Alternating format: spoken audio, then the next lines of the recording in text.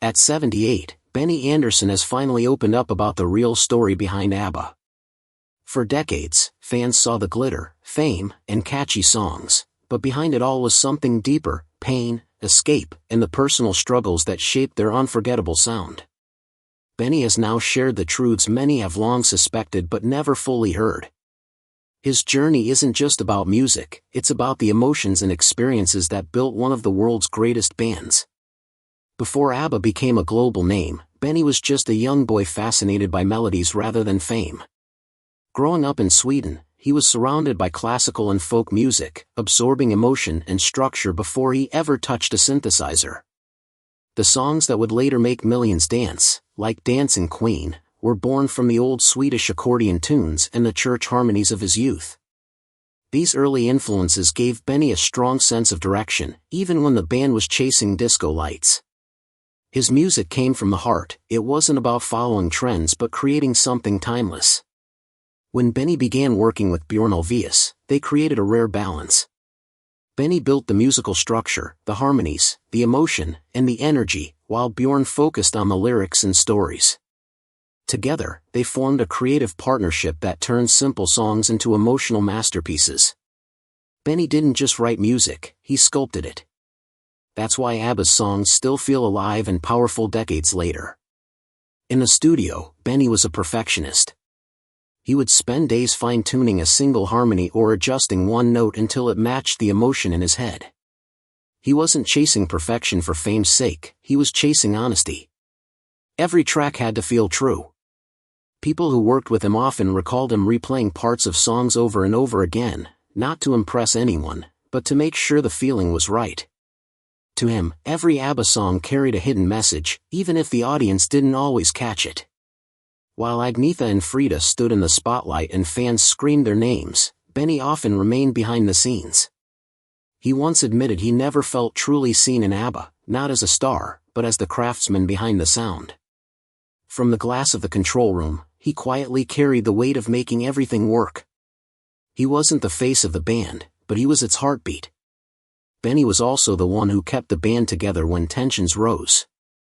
Whenever creative differences threatened to break ABBA apart, he was the mediator, the peacemaker. He managed not only the music but also the fragile emotions behind it. Over time, that responsibility became a quiet burden. He rarely talked about how exhausting it was to be the glue that held everyone in place. Most people don't realize how much of ABBA's identity came from Benny's unique touch.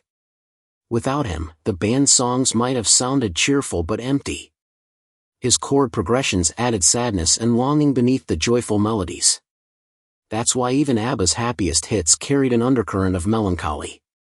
He brought emotional depth without demanding recognition. Benny was also a pioneer in the studio.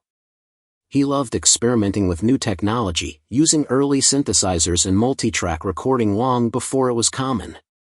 While other pop groups played it safe, ABBA's songs felt rich and cinematic because of Benny's willingness to innovate. He wasn't just following what was popular, he was creating a sound that would shape pop music for generations. One of Benny's greatest strengths was knowing when to let the music breathe. He understood that silence could be just as powerful as sound. That restraint made ABBA's songs feel more human, as if they were speaking directly to the listener. He never showed off, he simply built trust through the music, guiding fans through emotional highs and lows. In a recent interview, Benny admitted something personal: music was his way of expressing feelings he couldn't say out loud. While others dealt with their emotions through conversations or confrontation, Benny turned to his piano. Many of ABBA's saddest, most beautiful songs were his way of working through pain without facing it directly. Music became his emotional language. That insight changes the way people understand ABBA. Behind the polished image was a man who struggled with connection. Benny wasn't distant because he didn't care, he was distant because music was a safer way to feel. Each song became both a creation and an escape, his way of holding himself together when life around him was unraveling. Now, at 78, Benny sees the pattern clearly. He knows he never chased fame, he chased the feeling of creating something perfect, something real. Even at the height of ABBA's fame, he often felt like an outsider. The applause couldn't fill the emptiness. Only the music could. But the truth behind ABBA's success wasn't just their musical brilliance, it was also rivalry, ego, heartbreak, and hidden pain that the public never saw. Benny's relationship with Frida Lyngstad was one of the most powerful yet complicated stories in the band's history. Their bond began in the studio, not in romance. Long nights spent creating music blurred the line between work and something deeper. Music gave them a shared language when words failed. It wasn't about candlelight dinners, it was about two people finding comfort through sound. Frida was expressive and emotional, while Benny was quiet and inward. Their differences helped their music but made their personal relationship difficult. Frida wanted warmth and openness, while Benny was more comfortable expressing himself through chords than conversations. What made their songs strong often made their love fragile. Both carried emotional baggage. Frida had faced abandonment and hardship in her early life. Benny, on the other hand, had learned to keep his feelings locked away. They didn't know how to fully open up to each other, so their songs became a substitute for real communication. The studio became their therapy room, but instead of healing, it only deepened the distance between them. Benny later admitted that he was more emotionally present in the studio than in his real life. When he was making music, he could express everything he couldn't say. But when the recording stopped, he withdrew again. Frida wanted a partner who could connect beyond the music, but Benny struggled with that. He has since said that music was his shield, a way to protect himself from emotional pain, even though it often caused it. Songs like The Winner Takes It All and One of Us weren't just hits, they were confessions. Benny now admits he wrote them as a way to deal with emotions he couldn't face head-on. Writing songs about pain was easier than talking about it. He poured his heart into the melodies but couldn't express those same feelings to the people who needed to hear them. He has expressed regret over that. Music was his escape when it should have been his bridge. Frida, meanwhile, lived every word she sang. She carried the weight of their relationship in her voice. For her, those songs weren't art, they were personal truth. Benny, however, hid behind the music. What fans saw as romantic chemistry was often emotional distance made to sound beautiful. In time, their relationship broke under that emotional imbalance. They loved in different ways. Frida needed connection, Benny needed space. Their love lasted longer in the studio than in their home.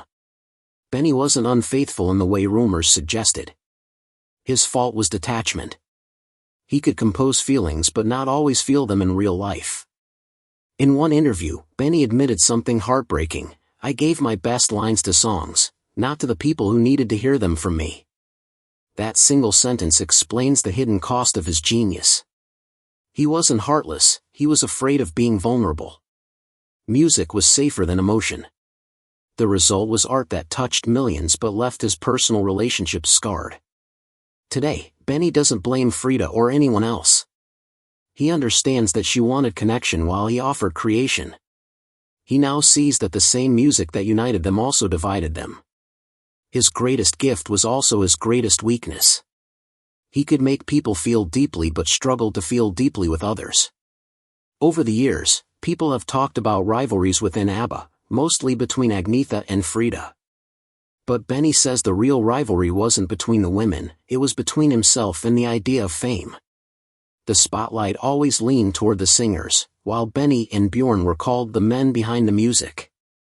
No matter how many hits they wrote, they weren't the faces on magazine covers.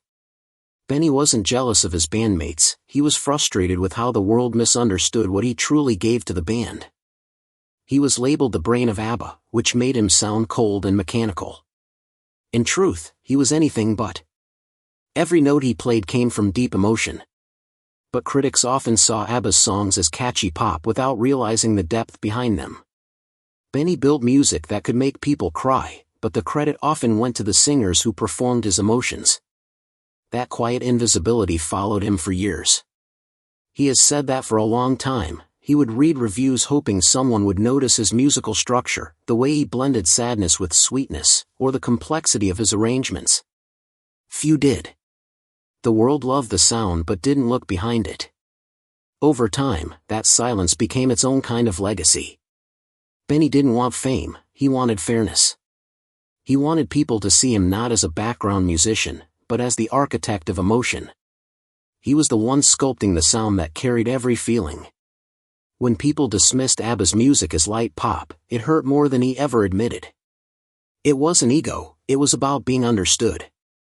As years passed, Benny stopped trying to change public perception. He threw himself into new creative work, writing musicals, composing film scores, and experimenting with new projects where he could be in full control. But the quiet ache of being overlooked never fully disappeared. He knew his role mattered. He knew how deeply he had shaped ABBA's music. Yet most people only remembered the faces, not the soul behind the songs. By the late 70s, ABBA's success looked unstoppable.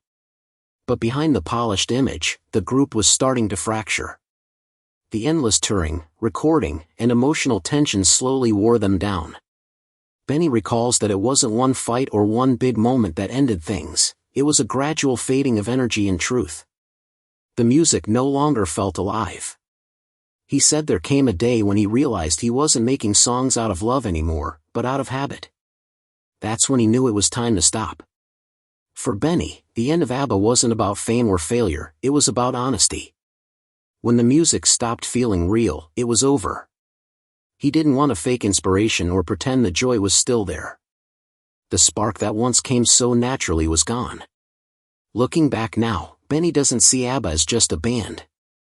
To him, it was a lifetime of lessons about creativity, love, and loss. It gave him everything and took just as much. It made him one of the most celebrated musicians in the world, but also one of the most misunderstood. At 78, Benny Andersson finally feels ready to tell the truth, not just about ABBA, but about himself. He wasn't just writing songs, he was writing his soul in the sound. The music was his voice when he couldn't speak. It was his comfort, his control, and sometimes his prison. He knows now that genius always has a price, and for him, that price was connection. Yet even with the pain, he wouldn't change it. Because somewhere between joy and heartbreak, in every note he ever played, Benny found what he was searching for all along, meaning. Benny Andersson has finally opened up about what really happened at the end of ABBA, and his story is far more human and emotional than most people ever imagined. It wasn't anger or betrayal that ended the band, it was exhaustion, guilt, and the quiet realization that the magic was gone. Benny says he stayed in the group out of a sense of responsibility. He didn't want to disappoint the others or the millions of fans who had come to love their music. But deep inside, he knew something had changed. The excitement, the creative fire that once burned so brightly, had faded away. What kept him there wasn't joy, it was duty. He felt trapped by success, carrying the heavy weight of expectations that came with being part of something as big as ABBA. When the end finally came, it didn't happen with a fight or a big decision. There was no final meeting, no dramatic farewell, and no grand moment where they all said goodbye. It was more like a slow fade into silence. One by one, they drifted apart, each moving in different directions. There was no anger, no clear ending, just a quiet acceptance that the journey was over. Benny remembers how strange it felt that they never truly talked about it as a group. They didn't sit together to discuss how they felt or what came next. It was as if the music itself had stopped speaking, and that silence said everything. For Frida, letting go came earlier. She had already started emotionally detaching from the band long before it officially ended. By the time ABBA faded out, she was ready to move forward with her own life. But Benny couldn't move on so easily. He admits that it took him almost a decade to fully process what had happened. Even when the world had moved on, he still felt stuck in that silent space between what ABBA had been and what it had become. The absence of music, the absence of that shared creative connection, haunted him. At the time, he didn't even realize how deeply it had affected him. It was only later that he began to understand the weight of that loss. Looking back now, Benny describes the end of ABBA not as a dramatic breakup, but as a creative death. There wasn't a scandal or a huge argument. There was only emptiness, a slow draining of inspiration. The well of creativity that had once overflowed simply ran dry. The public, of course, wanted something more exciting, a story of conflict or betrayal, but the truth was far quieter. It was a soft collapse, something that happened gradually until one day it was simply over. No one noticed it in the moment. Only later did they realize that the music had stopped for good. Benny sees now that it wasn't one single event that ended ABBA, it was a series of small moments when the spark faded. The joy of creating together turned into obligation. The connection between the members weakened under the pressure of fame, personal struggles, and constant expectation. Even after the band stopped working, the shadow of their success lingered. Everyone expected them to return, to keep producing the same magic. But that kind of energy couldn't be forced. The weight of their past achievements became heavier than the possibility of something new. Reflecting on that time, Benny says it was a period of deep exhaustion, both emotional and creative.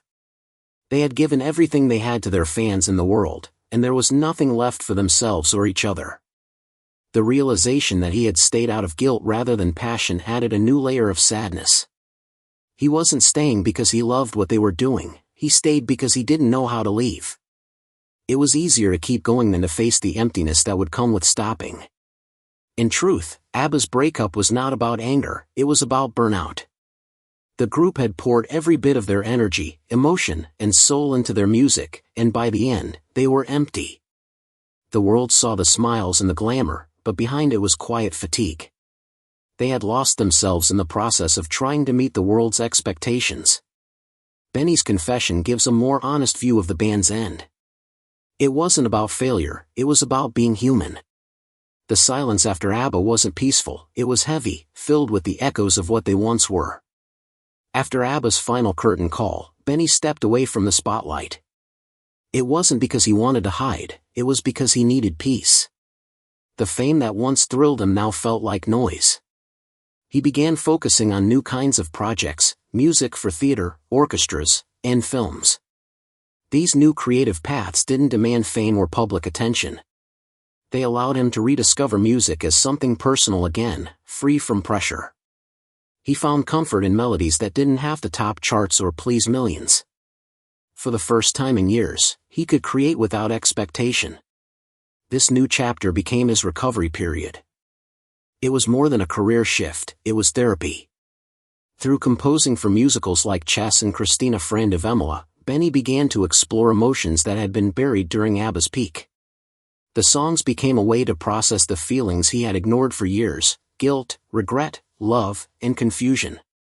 Working in theater gave him space to be honest. There were no bright lights or screaming fans, just the quiet dialogue between him and his music.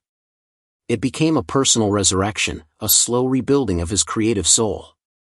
During the 1990s, Benny even kept a private journal filled with letters he never sent, letters written to Frida, Agnetha, and Bjorn. In them, he expressed everything he had never been able to say during the height of their fame. These letters weren't about blame, they were about release. Writing them helped him confront emotions that had haunted him for years. It was a way of speaking to the past, of finding closure in words he never dared to say out loud. Now, in his later years, Benny describes feeling more free as a musician than he ever did in ABBA. He no longer creates to be seen or praised. He makes music because it's part of who he is. That freedom, though, comes with its own sense of melancholy. Sometimes he feels haunted by the past, by the things left unsaid and the people they used to be. It's not sadness for the fame or the glory, it's a quiet longing for the raw emotion that fueled the early years. He admits that only now, with time and distance, can he finally understand what those years truly meant. Benny has also found new purpose by mentoring young Scandinavian composers. He doesn't just teach them about chords or melody, he teaches them about honesty. He tells them that being an artist isn't just about success or applause, it's about truth. He encourages them to write from the heart, to stay grounded, and to remember that emotion is the core of all music. It's a lesson he learned too late for himself, but one he now passes on to others. Through mentoring, he's found a new way to connect, with people and with music. His journey from being the quiet genius of ABBA to the wise mentor of today shows how much he has grown. He's no longer trapped by the image of the perfect band or the pressure to perform. Instead, he has found meaning in simplicity and in sharing his experiences. The isolation he once felt after ABBA has transformed into wisdom. He has rebuilt his relationship with music and with himself. His life today stands as proof that even after the biggest storms, peace is possible. Reinvention doesn't mean forgetting the past, it means making peace with it. In his most recent reflections, Benny has revealed the truth that many always suspected but few ever heard directly: ABBA's success was built on pain as much as joy. He said, "ABBA worked because we were broken. The music made us feel whole." This statement captures everything: the beauty, the tragedy, and the humanity behind their songs. ABBA's music wasn't born from perfection or happiness. It came from vulnerability, from people trying to heal themselves through sound. Benny admits that he used to believe time would give him closure, that one day he would be able to look back at ABBA with peace. Instead, what he found was understanding. He now sees their legacy for what it truly was: not a flawless fairy tale, but a deeply human story of people trying to hold themselves together through music. "We weren't a fairy tale," he says. "We were four people trying not to fall apart. The music was the only thing holding us together." Those words changed the way we see everything about ABBA's rise and fall. It wasn't fame or tabloids that broke them, it was emotion. The very thing that made their songs so moving also made their relationships fragile. The music was both their connection and their escape. On stage, the smiles were real, but they also masked pain. Every song was a confession hidden behind melody. Fans heard joy, but the band was often singing their heartbreak. In the end, ABBA's story wasn't about glamour, wealth, or celebrity, it was about humanity. It was about love, loss, silence, ambition, and survival. Their rise came from talent and timing, but their collapse came from the weight of being human. Benny now sees that the cracks were always there, even in the beginning. They were just covered by the sheer beauty of the music. What the world called perfection was, in truth, for people trying to stay afloat. Now, at 78, Benny no longer hides behind the legend. He doesn't chase approval or fear criticism. He speaks openly, finally telling the story in his own words. He has nothing left to protect, no image to maintain, no illusion to defend. What he shares now isn't gossip or scandal, but truth. The truth that ABBA wasn't built on fairy tale dreams, it was built on the fragile strength of real people trying to find peace through music. His confession reshapes what ABBA truly was. It wasn't just a pop group, it was a human story of endurance and imperfection. The music was their therapy, their language, and their survival. It couldn't save them from their pain, but it allowed them to transform it into something beautiful. That's why ABBA's songs still touch people today, they carry real emotion, not just melody. Benny Andersson has finally made peace with the past by embracing it. He no longer sees ABBA as a perfect story but as a truthful one, a reminder that even the most brilliant creations can come from broken places. Their legacy lives not because they were flawless, but because they were human. And now, by sharing that truth, Benny has given us the most honest version of ABBA's story. It wasn't just about fame, it was about finding meaning in the music that helped them survive themselves.